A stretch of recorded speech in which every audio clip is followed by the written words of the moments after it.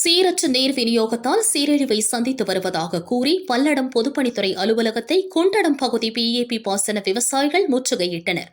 விவசாயிகள் கூறுகையில், குண்டடம் பிஏபி பாசன பகுதிகளில் ஒரு மண்டலத்திற்கு 4 சுற்று தண்ணீர் வழங்கப்படுகிறது.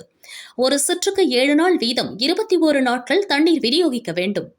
ஆனால் ஒரு சுற்றுக்கு 5 நாட்கள் என்ற வகையில் 15 நாட்கள் மட்டுமே குண்டடம் பகுதிக்கு தண்ணீர் விநியோகிக்கப்படுகிறது. விடுபட்ட நாட்களுக்கான தண்ணீர் எங்கு செல்கிறது என்பது தெரியவில்லை. அதேபோல் அணையில் இருந்து 21 நாட்கள் தண்ணீர் எடுக்க வேண்டும். ஆனால் 28 நாட்கள் தண்ணீர் எடுக்கப்படுகிறது. கூடுதலாக எடுக்கப்படும் தண்ணீர் எங்கு செல்கிறது என்பது மர்மமாக உள்ளது. மற்ற பகுதிகளுக்கு ஒரு சுற்றுக்கு 7 நாள் தண்ணீர் விநியோகிக்கப்படும் நிலையில் கொண்டடம் பகுதிக்கு மட்டும் ஏன் இந்த பாரபட்சம் என்று தெரியவில்லை.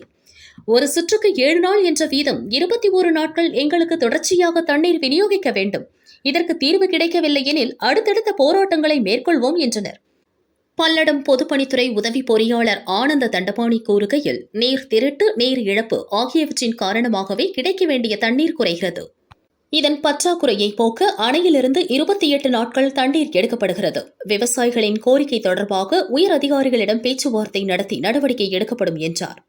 இதையடுத்து பேசிய விவசாயிகள், நீர் திருட்டு, நீர் இழப்பு ஆகியவற்றை கண்காணிக்க வேண்டியது அதிகாரிகள் மற்றும் பாசன சபை நிர்வாகிகளின் பொறுப்பு.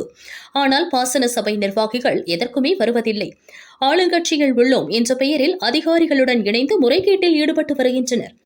எனவே மனுவை வாங்கிக் கொண்டு பேசிவிட்டு சொல்கிறேன் என்பதெல்லாம் ஆகாது. உயர் அதிகாரிகளிடம் இப்போதே பேசி என்ன முடிவு என்பதை எங்களுக்கு இப்போதே தெரியப்படுத்துங்கள். பதில் கிடைக்காமல் நாங்கள் இங்கிருந்து செல்ல மாட்டோம் என்றனர். தொடர்ந்து அதிகாரியின் பதிலில் தீர்வு ஏற்படாததால் விரைவில் அடுத்த கட்ட போராட்டத்தில் ஈடுபடுவோம் என்று கூறி விவசாயிகள் கலைந்து சென்றனர். நூற்றுக்கணக்கான விவசாயிகள் பல்லடம் பொதுப்பணித்துறை அலுவலகத்தை முற்றுகையிட்டதால் பரபரப்பு ஏற்பட்டது.